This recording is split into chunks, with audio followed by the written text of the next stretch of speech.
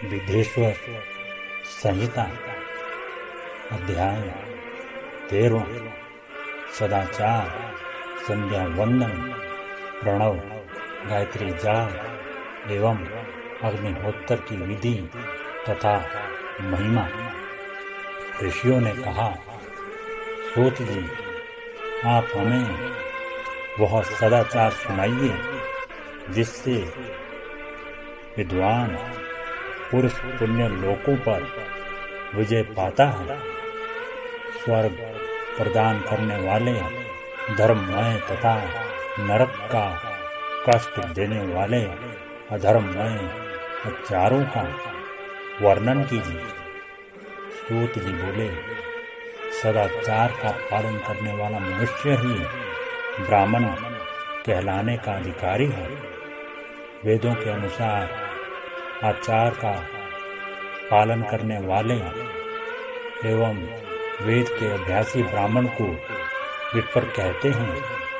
सदाचार, वेदाचार तथा विद्या गुणों से युक्त होने पर उसे द्विज कहते हैं। वेदों का कम आचार तथा कम अध्ययन करने वाले एवं राजा के पुरोहित अथवा सेवक ब्राह्मण को क्षत्रिय ब्राह्मण कहते हैं।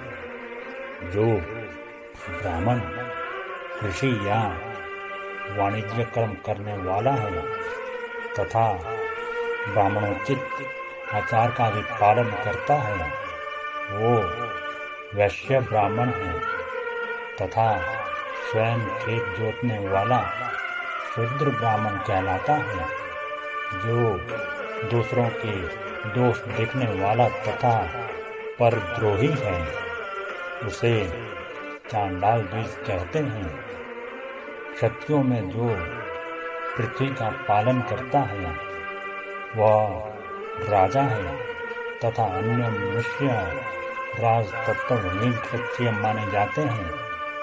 जो धान्य आदि वस्तुओं का क्रय विक्रय करता है वह वैश्य कहलाता है। दूसरों को वणिक कहते हैं। जो ब्राह्मण क्षत्रियों और वैश्यों की सेवा में लगा रहता है उसे शूद्र कहते हैं। जो शूद्र हल जोतता है उसे वृषल समझना चाहिए।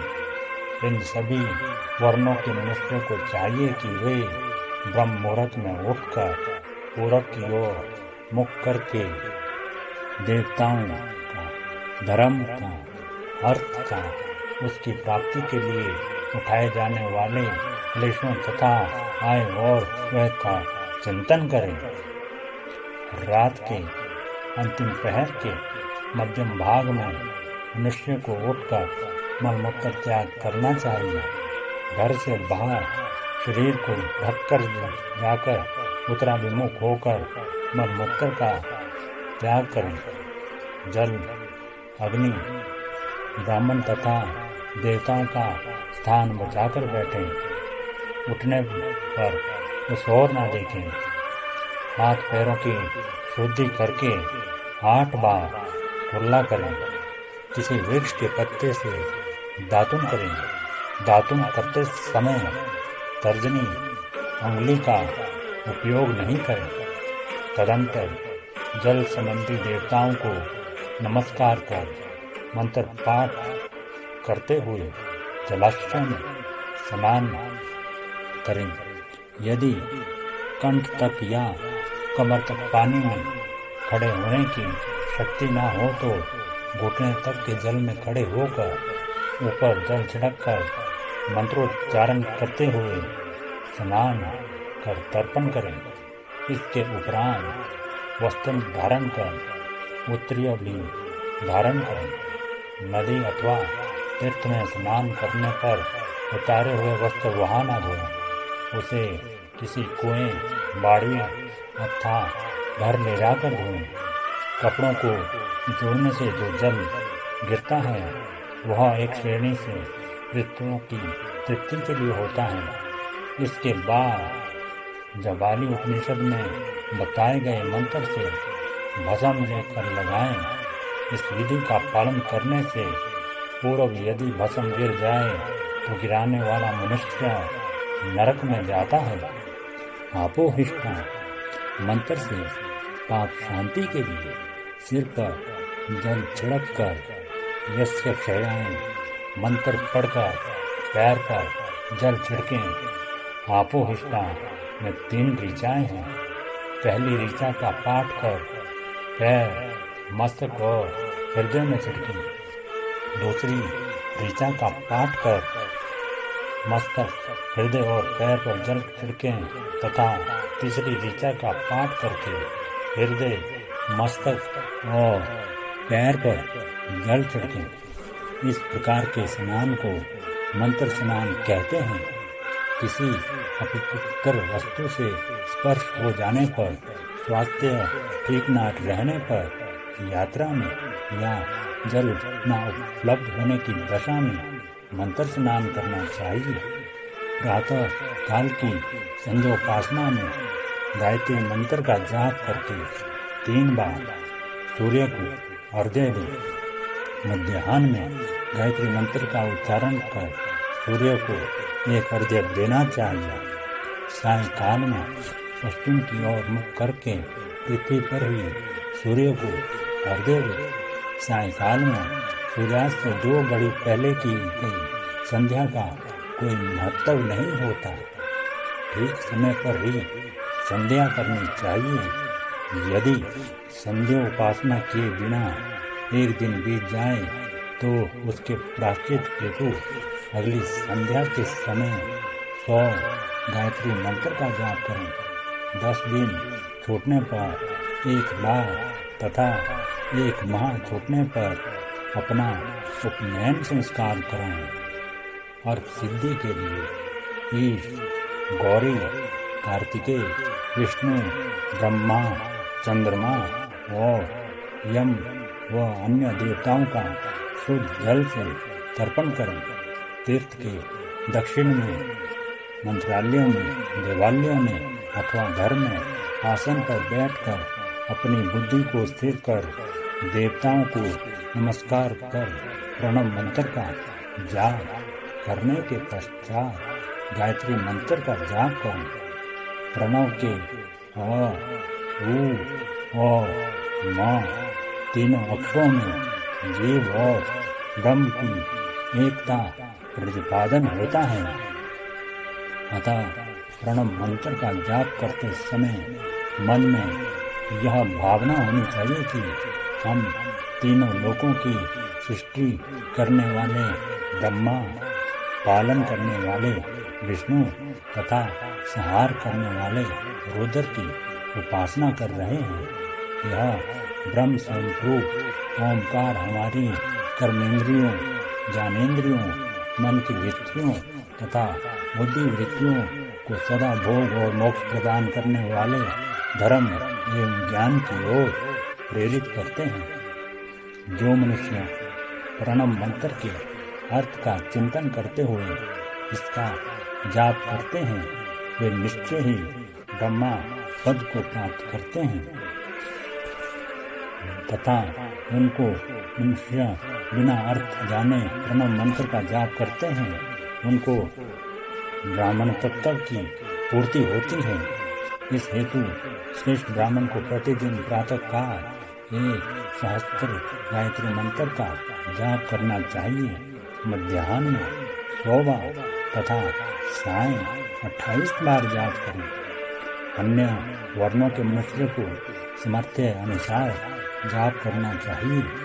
हमारे शरीर के भीतर मूलाधार, स्वाधिष्ठान, मणिपुर, अनाहत, आज्ञा और सहस्त्रार नामक 6 चक्र हैं। इन चक्रों में क्रमशः महेश्वर, ब्रह्मा, विष्णु, ईश, जीवात्मा और परमेश्वर स्थित हैं।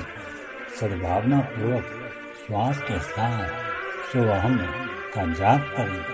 सहस्त्र बार किया गया जाप ब्रह्मलोक प्रदान करने वाला है।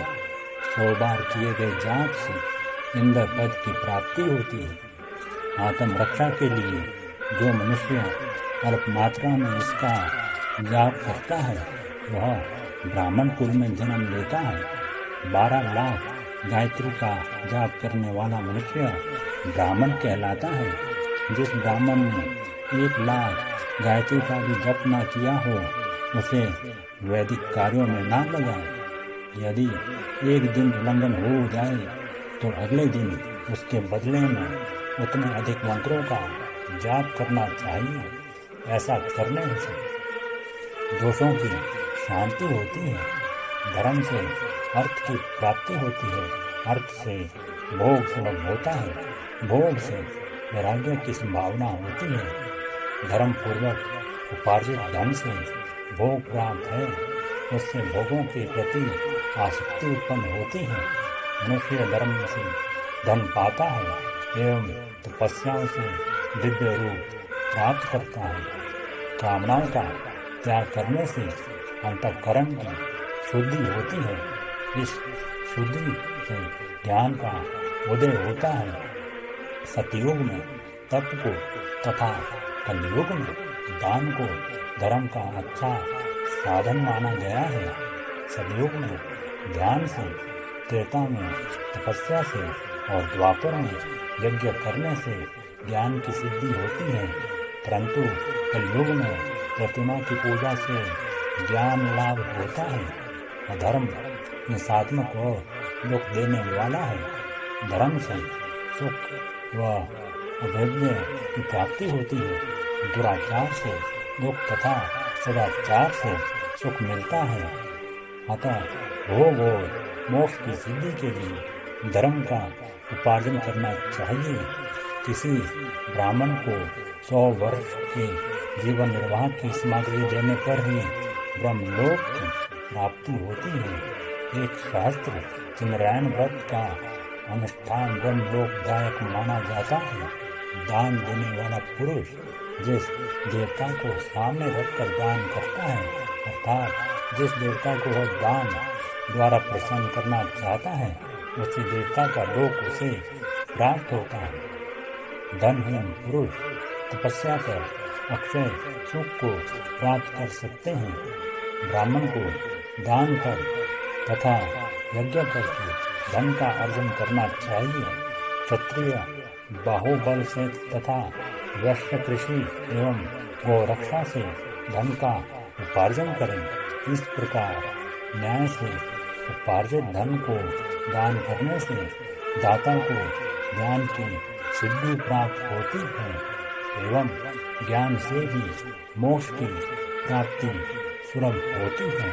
गृहस्थ मनुष्य को धन धान्य आदि सभी वस्तुओं का दान करना चाहिए। जिसके अन्न को खाकर मनुष्य कथा श्रवण तथा सत्कर्म का पालन करता है तो उसका आधा फल दाता को मिलता है। दान लेने वाले मनुष्य को दान में प्राप्त वस्तुओं का दान तथा तपस्या द्वारा पाप की शुद्धि करनी चाहिए। उसे अपने धन के 3 भाग करने चाहिए। एक धर्म के लिए, दूसरा वृद्धि के लिए और तीसरा उपभोग के लिए। धर्म के लिए रखे धन से नित्य नैतिक और इच्छित कार्य करें। वृद्धि के लिए रखे धन से ऐसा व्यापार करें जिससे धन की प्राप्ति हो तथा उपभोग के धन से पवित्र भोग भोगें। खेती से प्राप्त धन का 10वां भाग दान कर दें। इससे पाप की शुद्धि होती है। वृद्धि के लिए किए गए व्यापार से प्राप्त धन का 6वां भाग दान देना चाहिए।